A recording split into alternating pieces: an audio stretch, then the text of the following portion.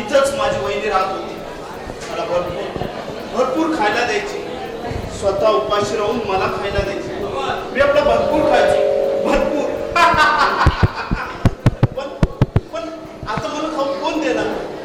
वहिनी स्वतःच्या मुलाप्रमाणे वाढवलं आणि आता सोडून गेली. का गेली? वहिनी वहिनी कायच वहिनी? वहिनी कायच वहिनी? सुदेश भाऊजी, माझ्या बहिणीचा आवाज. वहिनी वहिनी कायच? असं वेड्यासारखं काय करता? असं वेड घेऊन राहिलात तर तुमच्या पुढच्या आयुष्याचं काय? माझा दादा गेला, पाठोपाठ त्या सैतानाने घालविलं तुला या जगात. पण तुझा खून करण्यापेक्षा त्यांनी माझा खून का नाही केला? सुदेश भाऊजी, तुम्ही पुढचं शिक्षण पूर्ण करा, मागचं सारं विसरून जा. तुम्ही मोठे झालात तर त्यांच्या व माझ्या आत्म्याला शांती लाभेल. नाही वहिनी, मी असा तडफडत एक दिवस तुझ्या मायेच्या पदराआड येणार आहे. सुदेश भाऊजी,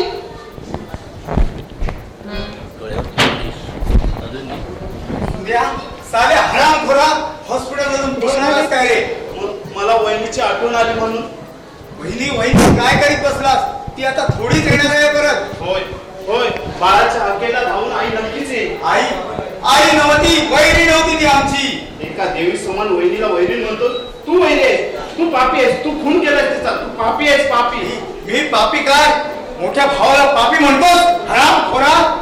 मला मारणार? मार. मग मी जाईन माझ्या वहिनीकडे.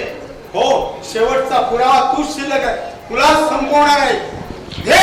अरुण भाऊजी, सोडा त्यांना.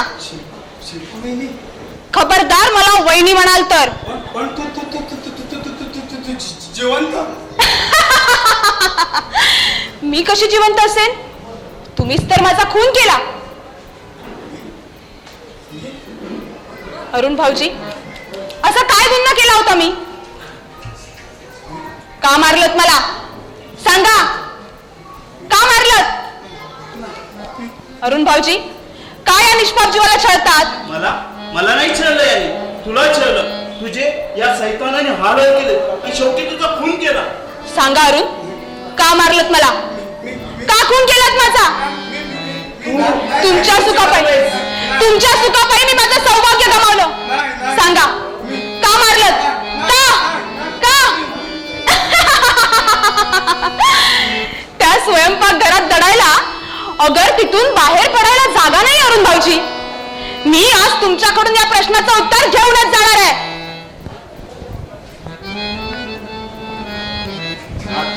आता अरुण भाऊ वहिनीचा खून कसा केला ते सांगणार आहे. आपणही आज जाऊ. सांगा, का मारलत मला? का खून केलात माझा? का मारलत? सांगतो. आता सुरू होणार आहे एक भीषण नाट्य. वात्सल्य माया यांना भेदून टाकणारं एक रहस्य सत्य. दीर वहिनीच्या पवित्र मंगल नात्यांची एक रक्तवर्णीय कथा.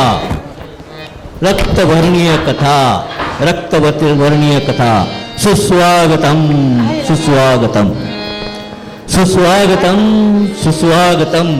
पाणी द्या ना पटकन. रसिक प्रेक्षक, श्री देव रवळनाथ यांना अभिवादन करून रवळनाथ मित्र मंडळ ओरोस निर्मित एक सामाजिक कौटुंबिक जिव्हाळ्याची संगीत दर्जेदार 3 अंकी नाट्यकृती दिधले दान सौभाग्याचे.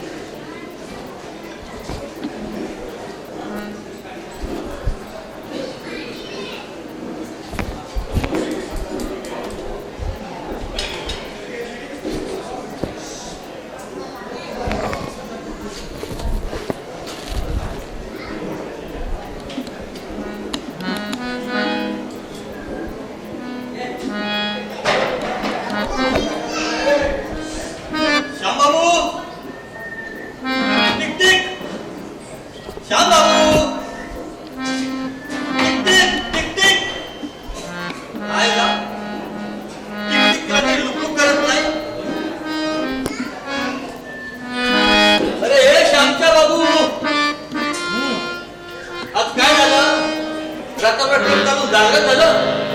चालायचं पाण्यातील मासा आणि ट्रक ड्रायव्हर सारखेच त्याला वेळी झोप घेता येत नाही. हा तुझा प्रामाणिकपणाचा परिणाम. माणसाचं नको त्या ठिकाणी प्रामाणिक राहू नये. ती आजोबासारखा बोलतोच बघ. अरे अनुभव, मी प्रामाणिक राहिलो आणि प्रेमात धाक दिशे आडवा पडलो. माया, माणसानं आधी स्वतःच्या पायावर उभं राहायला शिकावं आणि नंतर लग्न प्रेम या भानगडीत पडावं. अरे बाबा, मी माझ्या पायावर उभा होतो रे. तिच्या अरे तिला बँकेत सर्व्हिस होती, अगदी 1,500 रुपये पगाराची. म्हटलं पार्टी मालदार आहे, आपल्याला सर्व्हिस करायची काय गरज उरणार नाही. पण काय दुर्दैव ते पहा. अरे तिचा तो बाप आडवा आला साप बनून. एक दिवशी सरळ मला रस्त्यात पकडलं आणि म्हणतो का, ए शेंड्या, या उपर माझ्या पोरीला भेटला तर तुझ्या टंगड्या सोडून हातात देईल. आणि एक सणसणीत लाज माझ्या ढोंगावर बसली. तरीही मी मागे हटलो नाही. 8 दिवस तिला शोधण्यासाठी आणि 8व्या दिवशी भेटली. हो भेटली, अगदी कडकडून भेटली. तिच्या नवऱ्याला. म्हणजे अरे 4 दिवसापूर्वी तिचं लग्न एका दुसऱ्या मुलाशी झालं होतं आणि तिचा नवरा तो माझा टक्कल मोठी या. मी त्याला म्हणालो, या माझा माल भापरवलास काय? तर तो म्हणतो, तुझा गाल सांभाळ. अरे वेड्या, लग्न झालेल्या कुठल्याही मुलीबद्दल असं बोलू नये. अरे पाप आहे ते. श्याम, पाप पुण्याच्या बुजगावण्याला सध्याचे असत्याचे कावळे घाबरत नाही, सरळ त्यावर विष्ठा टाकतात. पण काय रे, आज तू उदास का? आमचा प्रामाणिकपणा. म्हणला काय झाला घोटाळा? अरे काल आमच्या शेठचा माल अर्जंट एका दुसऱ्या गावी पोहोचवायचा होता, म्हणून मी ट्रक घेऊन निघालो. वाटेत 2 बायका आडव्या आल्या. त्यांनी ट्रकला हात केला. एक त्याच्यातली बिचारी गरोदर होती, तळमळत होती. रात्रीच्या वेळी वाहन टॅक्सी कुठं मिळणार म्हणून त्यांनी मला हात केला. मीही ट्रक थांबवला.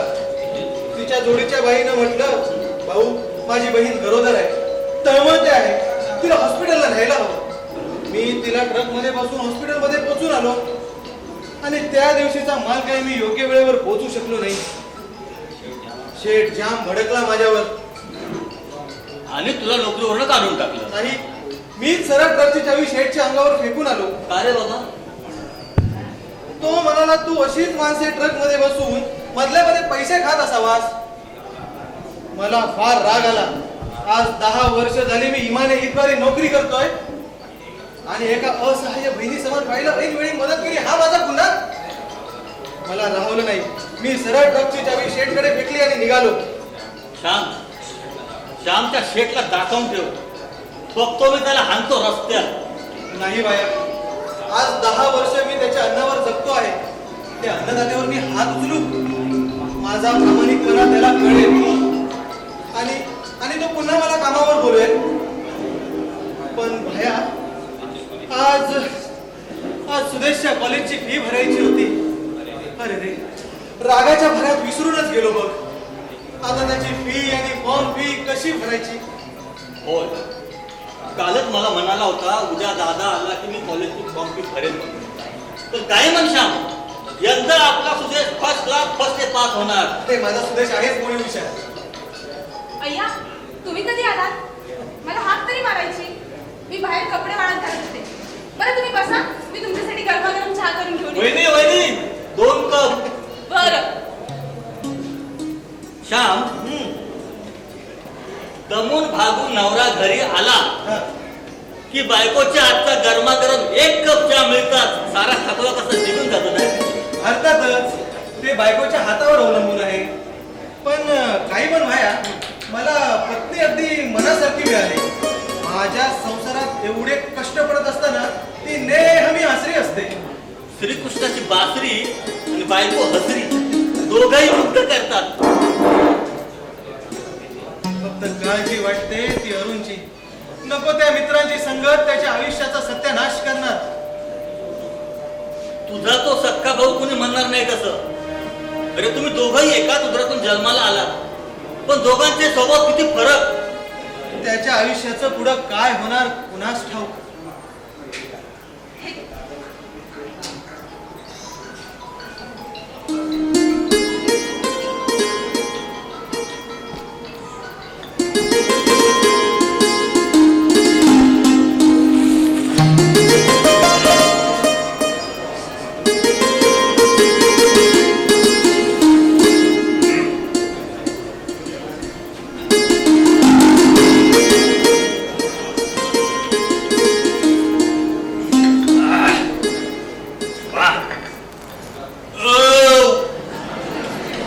पोट भरलं रे बाबा. बरं जेवल्यासारखं वाटलं. बरं अरुण, मी निघतो. बाया नोकरीचं बघ रे बाबा. अरे वडिलांना कितीचा त्रास देशील. इंटरला 3 वेळा आपटी खाल्लीस. तर मार्कांचे मापटे भरत नाहीत ना. पण असो, आता नोकरीच्याच खत पडली. बरं येतो वहिनी. Thanks for hot tea. चौकाचा रे. हो. तुम्ही आंघोळ करून घेताय ना? हो पण कॉलेजवरून सुदेश आला नाही अजून. त्यांची आज कॉलेजची क्रिकेट मॅच आहे. उद्या त्याची फी भरायची. काय? नोकरी सुटल्यात जमा. अहो त्याची तुम्ही काही काळजी करू नका. हे मंगळसूत्र आहे ना, मी पण टाकतो. लग्न पटावं तेवढा एकच दागिना मी तुला घातलाय. तो तरी तुझ्या जवळ असू दे. अहो काळ्या मण्याच्या मोतीनं सौभाग्याचे मोती जास्त चमकतात. आणि दागिने असतातच वेळोवेळी उपयोगी पडण्यासाठी. आज माझ्यापेक्षा जास्त सुदेश भाऊजींना गरज आहे त्यांची. त्यांचं सारं भवितव्य या क्षणाच्या गरजेत आहे. पण मी दुसरीकडे पाठवतो कुठेतरी. कोण देणार आणि कुठून मिळणार? अहो आधीच कर्ज, त्याचंच व्याज फेडता येत नाही. दादा वहिनी घंटा डायन सेंचुरी. औक्षवंत विजयी. आता सरळ सांग तुझं ते ढेंटाणे सोडून. दादा आज तुझ्या या छोट्या बंधूवर याने कमाल केली. अगदी धमाल.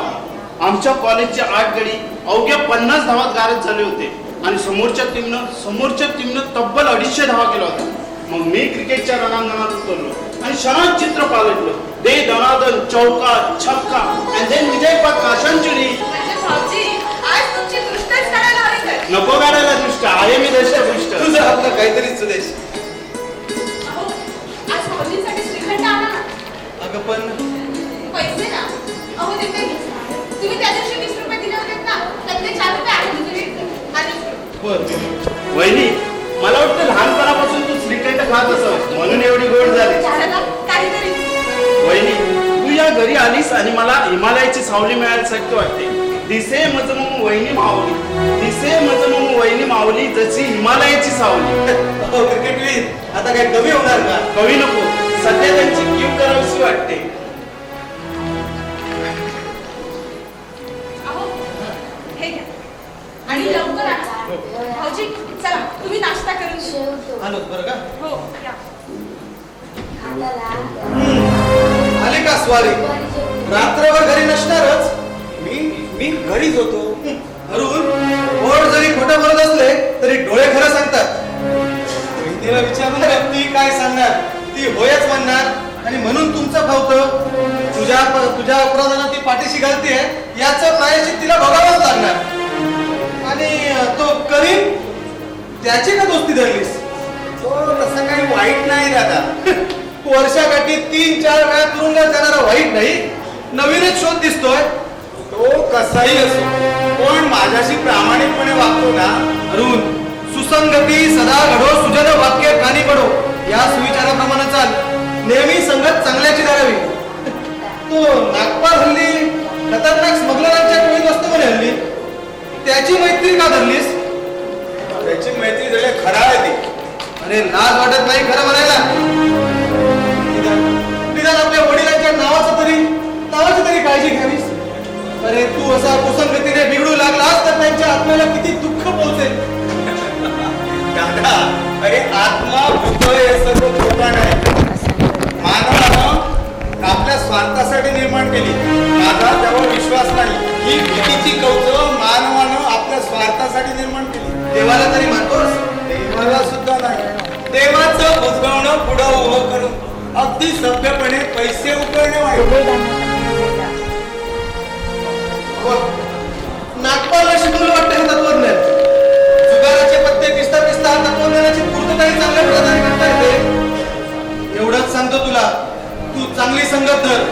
चांगला वाग, न पेक्षा वेळेला मी सुद्धा उपयोगी पडणार नाही. म्हणे वेळेला उपयोगी पडणार. भाऊजी, ते काही बोललेत का? मला विचारतेस? तुमचं आधीच ठरलं असेल माझ्याशी भांडण करायचं. काल तुम्ही दारू घेऊन आला, मी एका शब्दाने त्यांना सांगितलं नाही. आज नाही सांगितलं, पण उद्या नक्की सांगशील. वहिनी, मला एका प्रश्नाचं उत्तर दे. कोणत्या? नेहमी तुम्ही सुदेशचा लाड करता आणि माझा मात्र तिरस्कार. तिरस्कार? अहो, हे काय बोलताय भाऊजी? भावाभावात असा भेदभाव ते तरी करणार नाही. पण होतो. असेलही कदाचित. पण तुम्ही चांगल्या मार्गाला जावं एवढेच शुद्ध हेतू आहे त्यांचा. भाऊजी, भाऊजी तुम्ही सख्खे भाऊ, मग असा भेदभाव आम्ही तुमच्यात का करू? माझ्या दादावर आपल्या सौंदर्याची भुरळ पडून त्याला तू आमचं ठेवलं नाहीस. भाऊजी, काय बोलताय? त्याच्या भावाला एवढं तुच्छ लेखतात? ते गरीब जरूर असतील, पण एका स्त्रीच्या पदराखाली मुकपणे वावरणारे बाईल रडे कोणीच नाही. ह्याच बोलण्याने नसणारा बाहेर उडातो. वा, चांगली खुबी आहे का तुझी. पण लक्षात ठेव, तुझ्या या सौंदर्याच्या डोसले शक्यपणे खेळण्याचा तुझा इरादा असेल, काढून होऊ देणार नाही. हॅलो चार शोभराज, आवाज येऊ. सुद्या साल्या थोरल्या भाऊची चेष्टा करतोस. नो यार, यार, वयात आले की वडील सुद्धा मित्राप्रमाणे वागू लागतात. अरे ते तुझं तत्वज्ञान तुझ्या जवळच ठेव. आणि काय तुझं दारूचं आणि जुगाराचं तत्त्वज्ञान घेऊन फिरकावलं. तुझ्या दोन फोडून देखील. सुरेश भाऊजी, तुम्ही शांत बसा भाऊ. आता तुला जरा तरी समजायला हवं. ही आपली थोरली वहिनी आईच्या ठिकाणी, तिच्याशी बोलताना सांभाळून बोल. मगाचं सारं बोलणं ऐकलंय मी आता. वा, काय वर घेतोय तिचा. यापुढे वहिनीला अभद्र बोललास तर ते मी सहन करणार नाही. मला म्हणतो हरामी. काय करताय तुम्ही? भावाभावात भांडणं, अशी भांडणं करून या घराची एकजूट फोडला तर दृष्टांना फावेल. सुरेश भाऊजी, तुम्ही विश्रांती घ्या. दमून आलात ना? याला बजावून ठेव. अरे काय रे. अहो, तुम्ही जा भाऊ. माझी शपथ आहे तुम्हाला. जा आधी तुम्ही.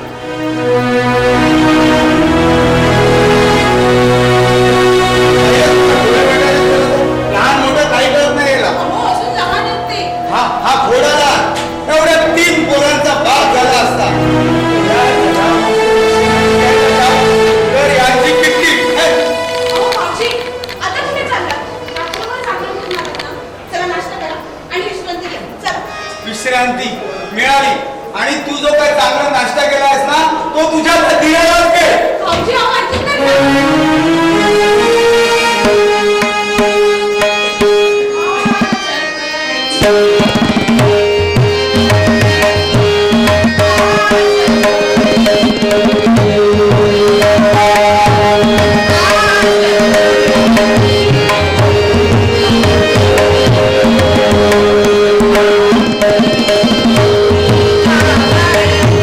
अरे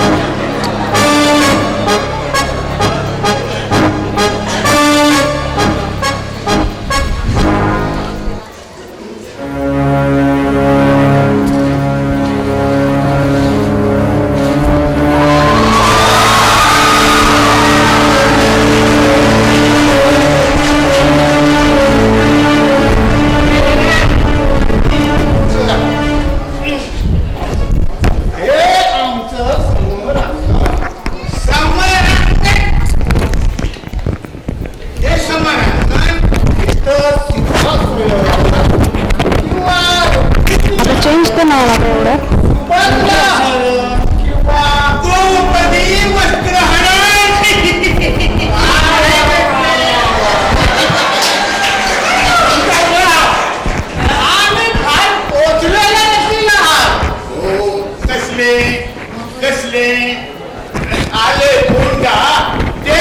तर माझं आठवण करत राहा बाबा. साडी चेंज करतो. मूर्ख मूर्ख आपण मूर्ख नाही धूर्त आहोत धूर्त काय म्हटले तुझ्या औषधी तो भोगत नाही काय सांगतो ते नीट लक्षात ठेव बदलत चाललो आहे. नपेक्षा तुझ्या तंगड्या ओढल्या जातील काय म्हटले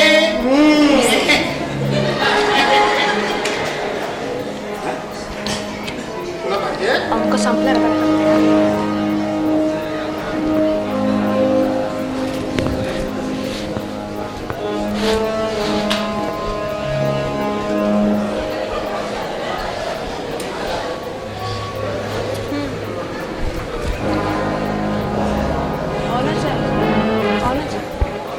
आपल्याला या घरात मस्तपैकी जुगाराचा न पेक्षा दारूचा अड्डा टाकायचा आहे काय म्हटले अरे आपल्याला या घरात ना मस्तपैकी जुगाराचा न पेक्षा दारूचा अड्डा टाकायला पाहिजे तुम काय ना तुम्ही फक्त हवी डायरेक्ट पुढे देऊ नका. मी असं बघितलंय ना मग एक तर अरुण आपल्या दारात अडकलाच आहे आता मी अडकणार काय म्हटले तुझ्या डोक्याला ठेवल्याच पाहिजे तू या घरात सापाप्रमाणे वावरायला हवं. आणि योग्य वेळी डंका मारायला हवा कसं हेच मी म्हटले काय म्हटले एक तर ह्या घरची सुंदर डायरेक्ट पुढचा वाक्य घेतलंय ना ते. या शापांची प्रियतमा होईल न पेक्षा हे घर डायरेक्ट माझं पुढे गेलो ना आम्ही मधले टाकलोय. बरोबर. डायरेक्ट मधलं घेऊ का काय म्हटले हे बघ ह्या घेऊकत नाही पहिला नागपाल नावाप्रमाणे नागपानाला आहे याची प्रचिती या घरच्या लक्ष्मीला करून द्यायलाच हवी हे घ्या 100 रुपये आता कशाला कशाला मग काय कर? दिले आहे ते ठेवतो नाही म्हटले लक्ष्मीला परत पाठवू नये काय म्हटले आता पुढे तू हो तिकडे होय, सर. जा जा तू हे बघ मी सांगितलेलं काम चोख व्हायला हवं मग लक्ष्मी तुमच्या घरी पाणी भरेल सध्या आमच्या घरी लक्ष्मी पाणी भरते की हो माझ्या बायकोचे नाव लक्ष्मी की हो अरे सध्याची दुसऱ्याच्या घरचं पाणी भरते यानंतर ती तुमच्या घरचं पाणी भरेल जातो आज आकडा फिट्ट बसलाय बघा मेंढी का काय म्हटले जातो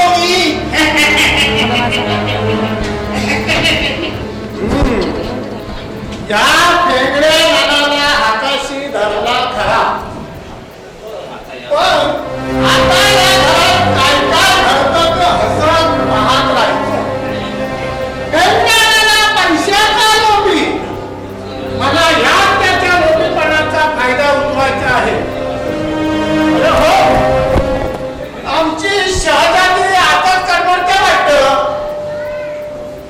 अहो हरामी, शहजादी, हरामजादी. शिल्पा, ए शिल्पा. कोण तू? हो, कशाला आलास? मान वर करून विचार. नाही म्हणजे तेवढ्यात तुझ्या चंद्रमुखी गोंडळ चेहऱ्याचं दर्शन कसं? माझ्या सौंदर्याची स्तुती करण्याचा तुला काहीही अधिकार नाही. राईट.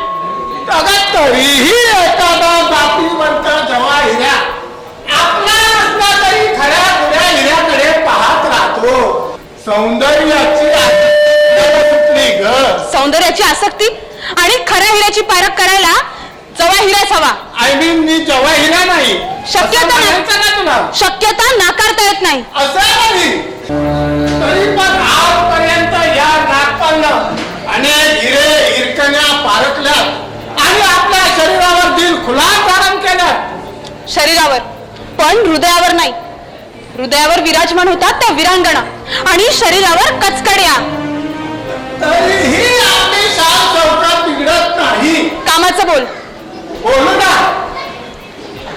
तुझ्याशी बोलताना तुझ्या या मोहक चेहऱ्याकडे पाहताना वेळेचं भानच राहत नाही. तासन तास तुझ्याकडे अगदी पाहत राहावंसं वाटतं. कसं श्यामचा मला हेवा वाटतो. हा सौंदर्याचा मेवा त्याला कसा काय मिळाला? ज्याच्या नशिबी जो ठेवा तोच त्यानं खावा. दुसऱ्यांनी फक्त तो पाहावा. वा वा वा वा वा वा वा. शब्दांची कसरत करण्यात अगदी पटाईत झालीस.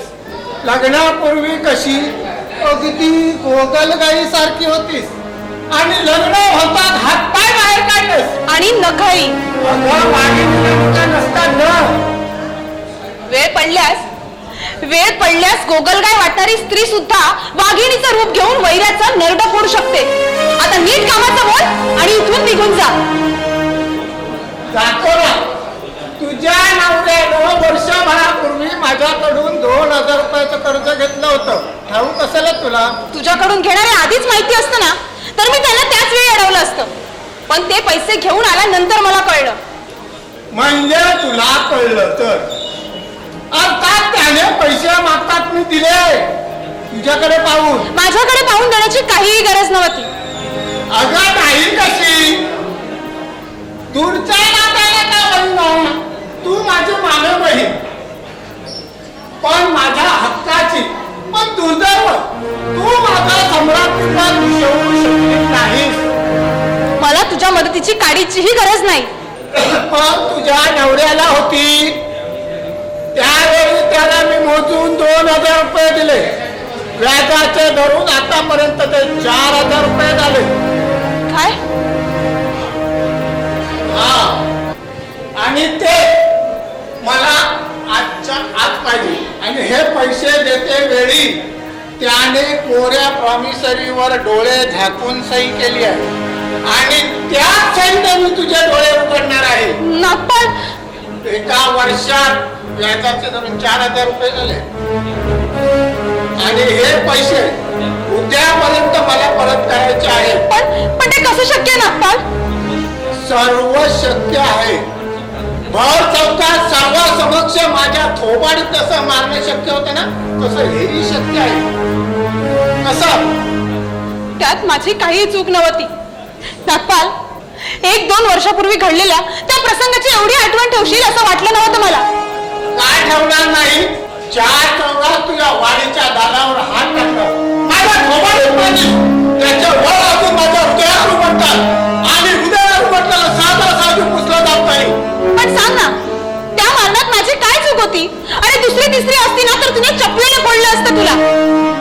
मी नात्यातली असले म्हणून काय झालं? 4 चौघात तू मला पिक्चरला बोलवत होतास. त्या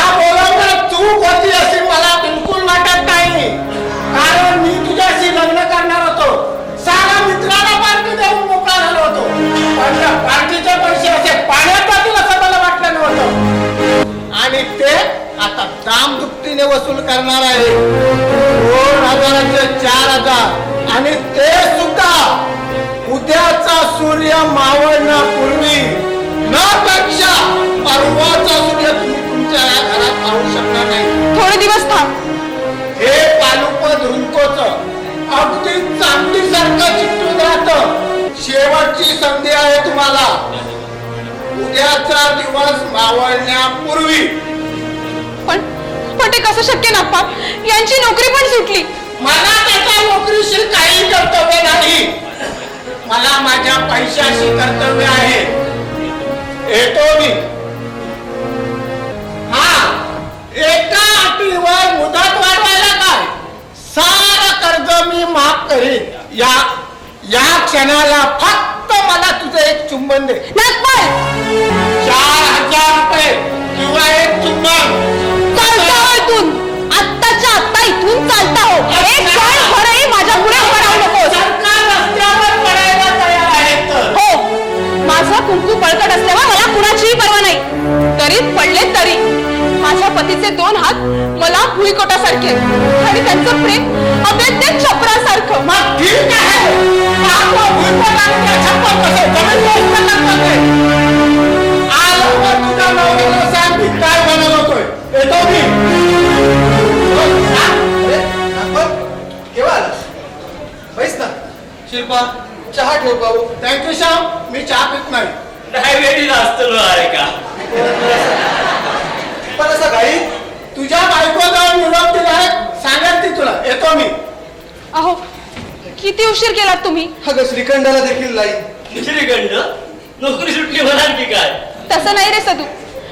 आज सुदेश भाऊजींनी कॉलेजच्या क्रिकेटमध्ये शतक मारलं. 100 धावा, सेंचुरी आणि मजा असा बरे. आज तूही जेवणच जा. काय वय सर, त्या श्रीखंड इतक्याचा आता 1 किलो श्रीखंड लागता म्हणून काय इतक्या तरी. बरं, श्याम बाबू, तुमची नोकरी सुटली. मला लय वाईट वाटलं हो. आज 10 वर्ष तुमच्या हाताखाली इमानाने केली गेलंय. पण आज सरकार दाम बसलंय आणि तुमची वाट बघू लागलंय. तितक्यात माका कळलं तुमचा नोकरी वसून काढून टाकल्यानी जळला गेल्याचा तो अंडा शिरा पडली त्याच्या तोंडात. सदू, शेठनं मला नाही काढलं कामावरून. मी चावी शेठकडे देऊन आलो. हो, तो शेट लय महागडूस. आता तुमका बांध पुन्हा कामावर नाही ठेवतो. भल्या माणसाची दुनिया नाही राहली बाबांनो. त्या मालकात तरी कळावया होता. ती मनात राग येता. तुम्ही चावी फेकल्याबरोबर त्याला पुन्हा तुमच्या कामावर बरोबर होता. जळला गेल्याचा तो अंडा. श्यामबाबू, माका दुसऱ्या ड्रायव्हरच्या हाताखाली गिरी करून जमाची नाच.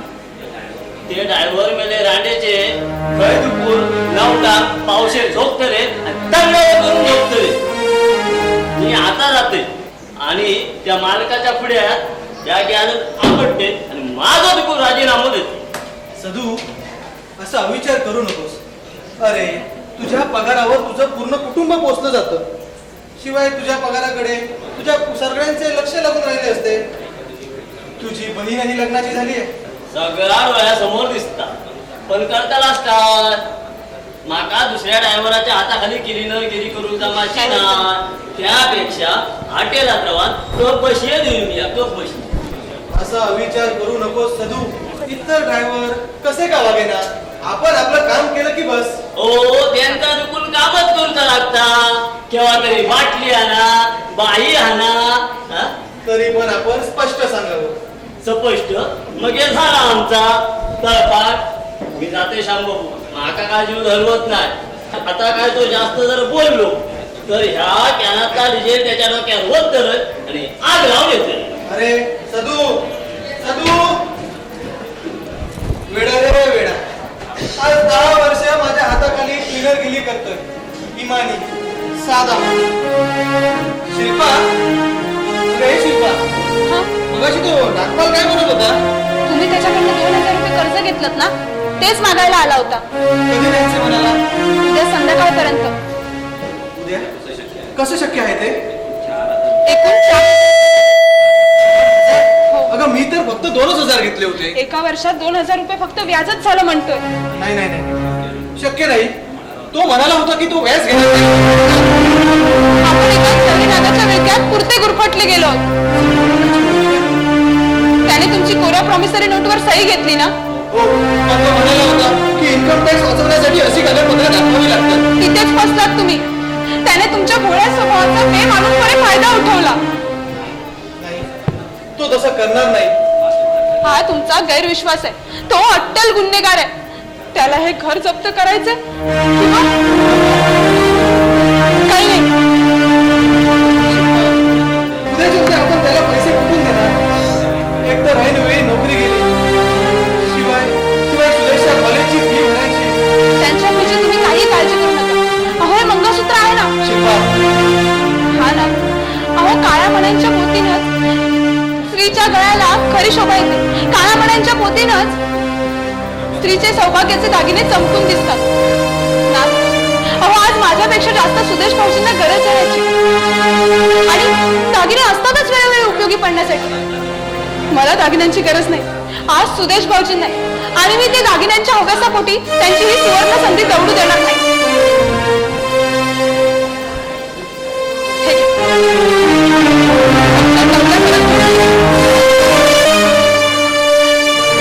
हे काय भाऊजी कुठं बघू? या पवित्र मंदिरातील देवीचा तरी विसावू दे मला. वहिनी, आज तुझं खरं खुरं मोठेपण दिसलं.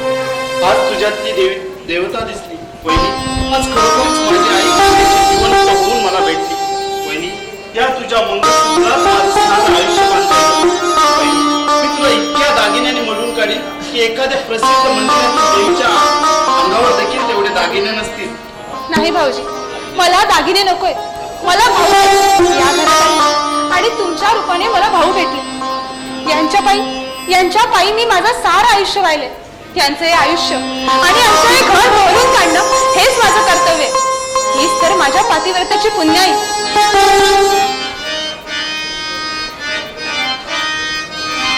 कुंकुवाची ही पुण्याई.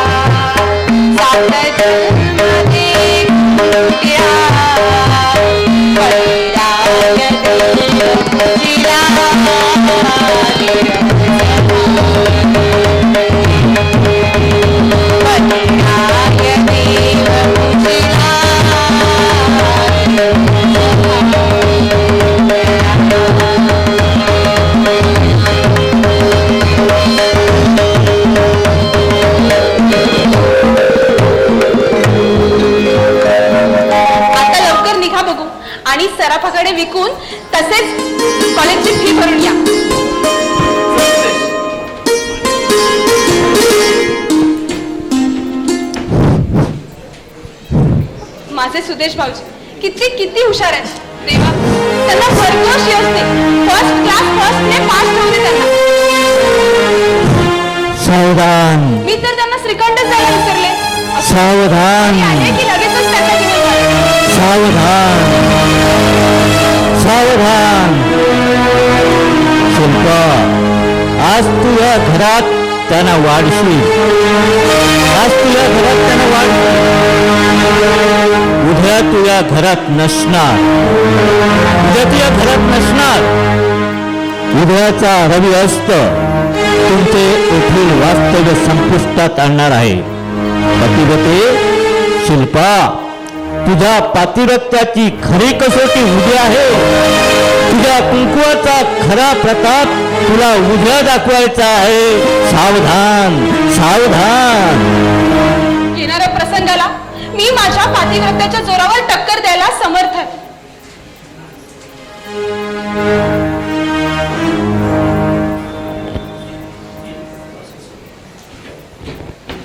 अरे अरे अरे अरे अरे अरे असं संतापून जायचं नाही हो तू. काय म्हटले? अंगाची लाही लाही होते माझ्या. अरे, माझ्याही अंगाची नाही नाही होत नाही. आजही होते. माझी पोरगी तुझ्यावर एवढं प्रेम करते, एवढं प्रेम करते की एक दिवस तू दिसला नाही तर त्या दिवशी अजिबात जेवत नाही. हे एवढं प्रेम. काय म्हटले? वास्तविक तुमच्या मुलीवर मी प्रेम करायलाच नको होते. अरे त्या दैवाच्या गोष्टी. काय म्हटले? अरे देवच गाठ मारतो.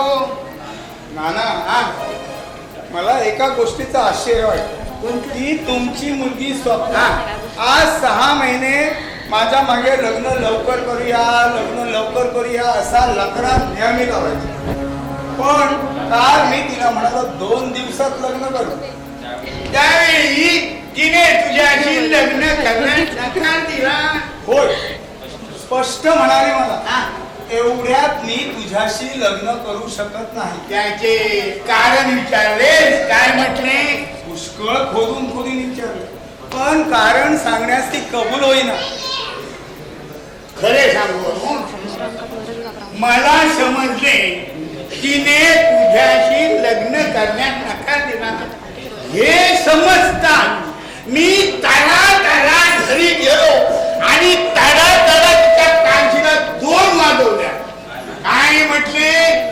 तेव्हा ती म्हणाली, बाबा मी अरुणशी आता लग्न करायला तयार आहे.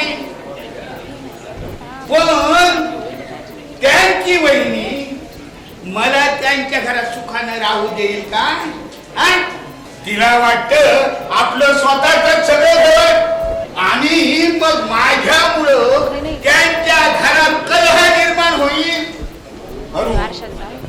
अरे माझ्या पोरीचं मला पटलं हो, आणि तिला मारल्याचा पश्चाताप झाला मला. मी लगेच पण हाताला तेल चोळले. काय म्हटले? आत्ता आलं माझ्या लक्षात.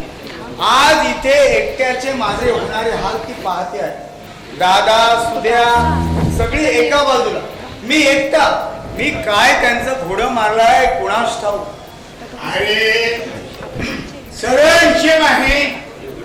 हे जे वरील बाजीत घर आहे ना, ते त्यांना एकट्याला गळपटावायचं आहे. काय म्हटले? दादाचा तसा हेतू असेल तर तो मी मुळीच तरीच देऊ देणार नाही. असे संतापून भागणार नाही. काट्यानं काटा काढायला हवा. हे बघ, तू असं कर, श्याम बाबूकडे या घराचे हिस्से माग. सरळ 2 भाग करायला सांग. तू तुझ्या भागात आरामात राहा.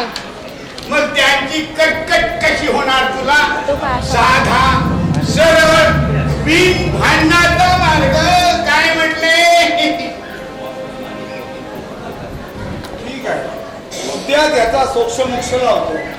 हो, पण एक अडचण आहे. अरे परवा नागपाल या घरावर जप्ती आणणार म्हणतो. हो ना? अरे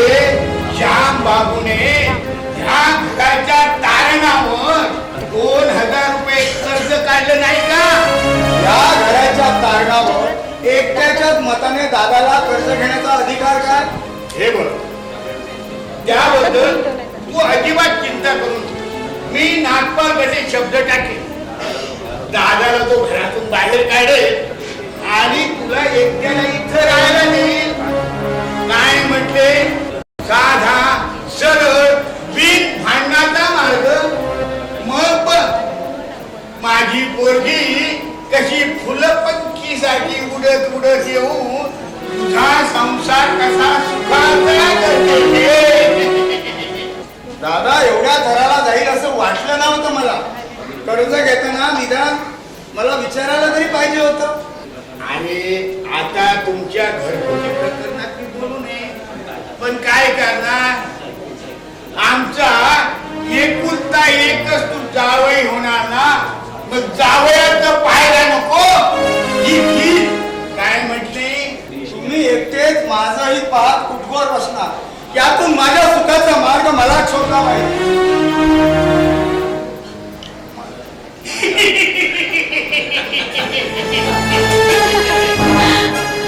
माझ्या मुलीला याच्या मागेला तिने बरोबर आपल्या प्रेमाचं जाळं या अरुपत बसत आणि आमचं मुख्य पाडणं झालं आणि अरु पुरता जाळ्याला ढकला. एवढी वर्ष कडकीत काढली, म्हटलं हे म्हातारपणाचे दिवस तरी सुखा समाधानात काढावे. काय म्हटले? अरे कुणीच नाही, मीच आपला एकटाच पडतोय. काय म्हटले? तुझा भांडा फुटले. काय म्हटले? शिरा पडली तोंडा ती चांगल्या कामा गेलो तर ह्याचा काम मुसक्या बघितलं. जळा मेल्याचा तोंडा. गदडीच्या मला पाहून बोलतोस? तुमचं नाव घेतलंय काय? पण तू मलाच म्हटले. काय मी म्हटले? तुमका म्हणणार ना.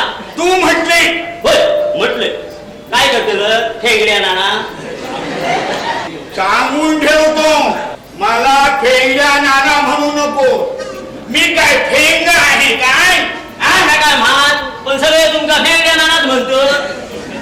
त्यांचा बाप फेंगला, त्यांची आई वेगळी, त्यांचा आजा म्हणता. तू मला का बोलतो? पण तुम्ही हय की त्या फुगडी घालतात. काय बोला ना? हा तुम्ही हय की त्या गेला विचार म्हणजे काहीतरी का नाही दिसता. आकाशात गिराडा घिरटी आलू लागली काय समजायचा? पडग्या पडला. गजडीच्या मला गिदार म्हणतो. काय यारच्या बा तुमचं नाव घेतलंय का मी? पण तू मलाच म्हटले. काय म्हटले? काय म्हटले? आणि हे आग लावून दिले.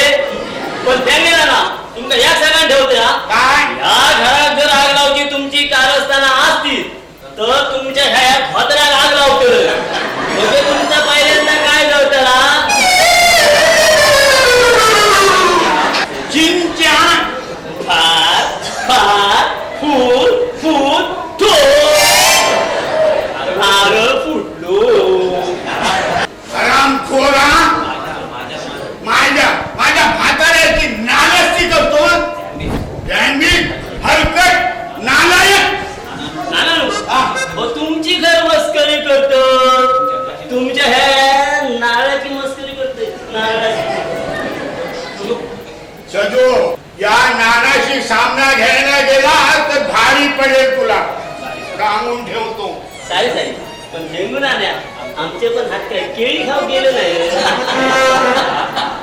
हा असा जातो, हा असा जातो, बघून घेईन हा असा जातो आणि तुझी ही सगळी वटवट त्या नागपालाला सांगतो. नाही तुला भर रस्त्यात नागडा गेला तर नावाचा फैला नाही.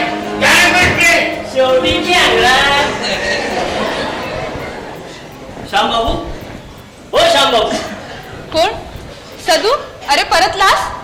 श्यामबाबू काही गेले? अरे ते सुदेश भाऊजींबरोबर बाहेर गेलेत. बहिणी साहेब मी पण नोकरी सोडून येते. मी या मालकात स्पष्ट सांगते श्यामबाबू नाही तर मी आपण नाही. त्यांच्याशिवाय माका दुसऱ्या ड्रायव्हराच्या हाताखाली गिरीदरगिरी करून जमाची ना. त्या सगळं सांगलोय आणि कोऱ्या कागदार अंगठ्याचं ठोसं लावलोय आणि सरळ होईल. शिरा पडली त्यांच्या तोंडात. या सगळ्या कामना त्या दुसऱ्या ड्रायव्हरांचा असताना गेल्या महिन्यात शेठने श्याम बाबूंका एकदम 200 रुपये पगार वाढवलो. ता बघून ह्या दुसऱ्या ड्रायव्हरांचा मुसक्यात कुसाक लागला. त्यांनी श्याम बाबूंबद्दल पिना मारली असतली. शिरा पडली त्यांच्या तोंडावरती. पण येताना मी या सगळ्यांना सांगायला जेने जेने पिना मारलेली होत त्यांचं नाव जर माका असा मारला तर एकेकाचा वायफर बनवतले वायफर. अरे सदू, पण तू का नोकरी सोडलीस? त्यांना एक गोष्ट कळली तर फार वाईट वाटेल. पण करतालाच काय? त्यांच्याशिवाय माका नोकरी करू जमाची ना. आणि एक सांगते, तो श्याम बाबूंका पुन्हा कामावर बोलवतो. असं झालं तर देवच पावला. आणखी एक सांगूचा रावला वहिनीचा, या घरात आजकाल तो भैरव नाचतो. तुम्ही पण सावध राहा. मी या जाते. श्याम बाबूंका तितके सांगा मी येऊन गेलोय म्हणा. बरं.